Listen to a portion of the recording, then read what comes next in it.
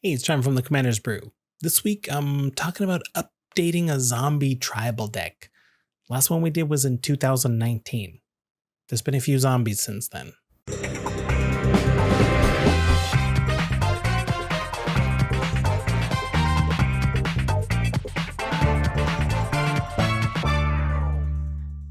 Okay, so there's been a lot of zombies that have come out recently. Well, not a lot, but it's been a long time since we've done a zombie tribal deck.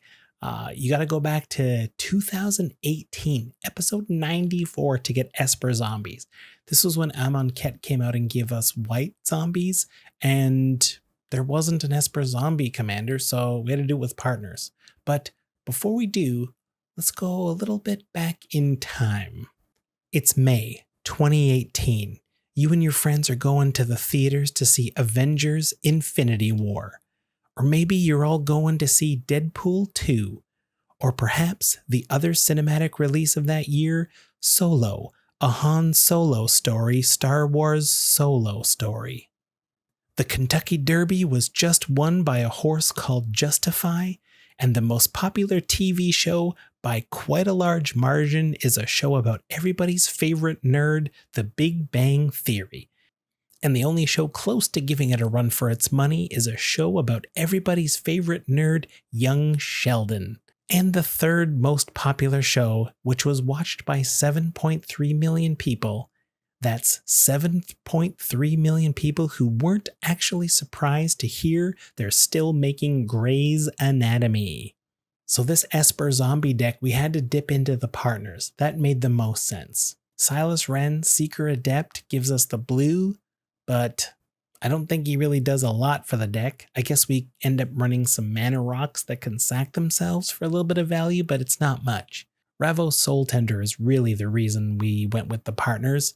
That's because you get other creatures +1/+1. Getting a creature back from the graveyard is pretty good too. Now that we have more partners, I think we can look to the Commander Legends monocolored partners. I might want to keep Ravos, but I'd lose Silas Wren, which means we need to find a mono blue commander to replace him. The Ghost of Ramirez Di Pietro.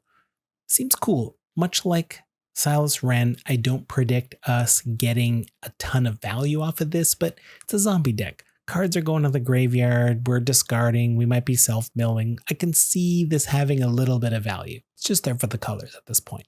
Baldur's Gate is about to drop, so maybe we get another partner thing going on.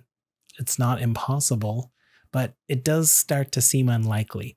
I do suspect they will give us alternatives to partner, which can be paired however we want, but aren't actually partner. Kind of like the Stranger Things Bestest Pals mechanic. I mean, it's a cool idea. You can partner any of the Stranger Things together, but you can't mix them with partners. It's a way to keep the partners in check. And in 2019, we did a deck with Varina, the Lich Queen, who I still think is the best zombie commander in Esper colors. I mean, it's a 4-mana 4/4. We're attacking with a bunch of zombies. We're drawing a ton of cards, discarding a ton of cards, and we get to make tokens as well. Very similar to Rafine's Scheming Seer, though. Conniving X is almost the same as drawing for as many zombies attacking and discarding if you're a zombie deck. I mean, we don't get the +1/+1 counters that Connive gives us. I'm just saying it's a very similar card. So if you all got one and not the other, I think you could swap them. That Varina zombie deck came in at $121, which at the time was a very expensive deck. We tried to keep most decks around $50, but it was boosted up by a couple cards like the Scarab God. That was a $10 card at the time. It's now $38. We used Ghoul Caller Gisa, who was $17, now down to $350. And good old Phyrexian Arena was about $10 back then, and it's about $10 now. Can't mess with a classic. I didn't track how much it was back then, but Gravecrawler's up to $12. I get why. We always have zombies on the board, so it's essentially always a 1-mana extra 2/1.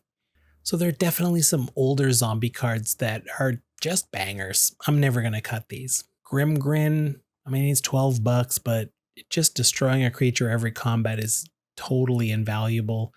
Sacking little tokens, no problem in a zombie deck. Gisa and Geralf, 50 cents. That's a good price. And casting extra creatures, that's also great from the graveyard. Scarab God, of course, incredible zombie card. not technically a zombie, but makes zombies. But again, that $35 price tag is a bit too much. Lord of the Accursed and Diregraph Captain are a couple of old zombie lords that I don't think I'm cutting anytime soon. They're cheap, they buff a bunch of zombies, and you get a little bit of extra value with the dying and losing life or giving the menace. And I think Unbreathing Horde is a card that shouldn't be overlooked. It's a 3-mana creature that potentially is going to be like a 10-10, 12-12. It counts the graveyard and zombies in play. And it does shrink a bit when we do it damage, but it doesn't say remove that many +1/+1 counters, which is kind of what you would expect. It just kind of chips away. And Diregraph Colossus starts big and it stays big. Doesn't get smaller as cards leave our graveyard if we reanimate them or something. And like I said, we're casting a ton of zombie spells, so we're getting a ton of tapped zombie creature tokens. I like this card. And I guess you can assume that most zombie decks will rely fairly heavily on zombie tokens, and that's where War of the Spark really pays us out. Eternal Skylord, Vizier of the Scorpion, Gleaming Overseer, these are all fantastic creatures that do a little bit of amassing, but that's not their main feature. Giving zombie creature tokens various keyword abilities really makes the army pretty formidable. Formidable? Especially if you consider you got a few lords going around and giving them +2/+2. And we got more zombie lords. Death Priest of Mirkul buffs all our zombies by +1/+1. We don't get to make extra zombie tokens, but I'll probably make a couple of skeletons. Liliana's Devotee only affects the power, but I'll take it. We also get to make more zombie tokens if we want. And Blade Stitched Scob, just a simple 2-mana 2/3 that gives all your zombies +1/+0. I'll take it. And we don't have to go with creatures too. We've got a few other cards that do a similar thing, especially for Esper. Icon of Ancestry gives all our zombies +1/+1, lets us find more zombies too if we've got a bit of extra mana kicking around. Etchings of the Chosen, this is the reason you want to be Esper for this white enchantment. It buffs all our zombies, and we can pay 1 to give any other zombie indestructible. We just gotta sack a little token to do it.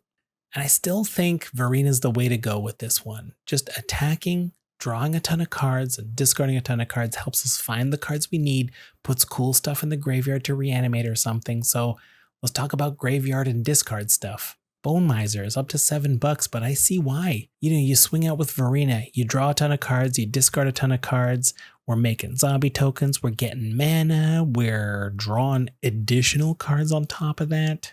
Combine that with a Lazotep Chancellor, we'll stack the triggers so we get all the mana from Bone Miser first, and then we can use that mana to pay for all this amass too. And as another reminder, we can't amass on separate tokens. We got to amass onto one big huge thing, but I'll take it. Tomebound Lich, just a simple Death Touch lifelink, hard to block, and if they don't, we get to loot. And speaking of graveyard, Undead Butler's a great ad.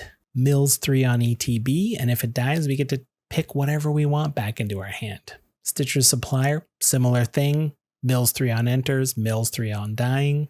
And I think I'd want to make room for Agadeem's Awakening. I probably want to make room in the wallet because it's $17. These lands are great because they're spells and lands, so you really don't need to make room in the deck for them as spells. Just count it as a swamp. And was that not enough? Do you need more zombies? Necroduality, powerful enchantment to copy all our non-token zombies, but I guess that's why it's $13 because it does so much for 4 mana. Reflections of Litjara only costs 1 more mana and kinda does the same thing because we're gonna pick zombies. I don't know why this one's only $2. I guess that 1 mana really makes a difference. Fields of the Dead, excellent land to make more zombie tokens. I mean, any zombie deck really wants a card like this, but it's so easy to slot into any deck with a few colors, tons of non-basics. I can see why it's a staple and why it's pushing $30. We got more ways to draw cards too, in case we needed it with Varina. Undead Augur came out. This is not a May ability, so there is the potential to die from it or to deck yourself, especially if we're going through that many cards, but I think I want to include it. Liliana's Standard Bearer is a flash way to get a bunch of cards back if a bunch of our things died from a board wipe or some sort of attack that didn't go our way. And Rise of the Dreadmarn is becoming a personal favorite. You can foretell it and just have it sitting in there, and for a single black, not hard to keep open for a while, just reset the board with a bunch of zombies after a board wipe. And I always think if you're running a foretell card, similar to a morph, that you're going to want more than one. You don't want your opponents to always know what's in the foretell zone, which is just exile. That's where Haunting Voyage comes in. I can pay 6 to get 2 zombies back, but I'd rather foretell it and then pay 7 to get all my zombies back. All is better than 2. There's a lot of cards I want to add to the deck, and there's a few more that I still think are worth an honorable mention that I didn't really fit into other categories. Crippling Fear isn't going to get rid of all the creatures at only -3/-3, but I think we're going to get enough value off of this that hitting all sorts of tokens and little utility creatures, it's probably worthwhile considering it won't hit anything in our deck. Champion of the Parish is a simple little card that's going to get huge and it only costs 1, and it only costs $2 in real life. It's cheap in the game and pretty cheap in real life. That doesn't usually go together. This should cost more money, right? I think it's going up. Corpse Knight. If we're stretching into Esper, I think this is a need to include. It's not quite an aristocrat, but we're still going to be draining our opponents a lot. And we got cool new exploits. Overcharged Amalgam. This is a counterspell that is also a zombie. It should be no problem to have a bunch of tokens to sack to it. Similarly, Repository Scab, getting our best instant or sorcery back from our graveyard. Or just a simple Fell Stinger. Destroy a token, draw a couple cards, lose a couple life. And then there's those series of cards from Midnight Hunt that want you to tap a bunch of creatures. Larder Zombie, tap 3 untapped creatures, and Surveil 1. They should just write Surveil. Siege Zombie, same deal, but our opponents lose a life. And these are hard things to pull off without something like Radiant Destiny. Again, since we're in Esper, we gotta look to white for these types of enchantments, but we will have the City's Blessing, and all of our zombies will have +1/+1 and Vigilance. The Vigilance is how we're going to be able to attack as well as tap them to use those abilities. And if we're talking about tapping zombies, we got to talk about Gravespawn Sovereign. It's a no mana cost a way to get a bunch of creatures out of graveyards. Opponents, ours. It's no Scarab God, but it'll have to do. And it's a gumball. This is kind of the state of zombies in the last 4 years. So 4 years have passed, and I still like that Varina deck, and I think it's gotten better. I think Varina's good. I'd like to build this deck. Oh, and the other thing I want to leave you with is, if you were surprised in 2018, you'll be surprised in 2022 that Grey's Anatomy is still happening. Anyway, in any case, come back next week for another deck. And in the meantime, keep being you. The world's a better place for it. See you next time.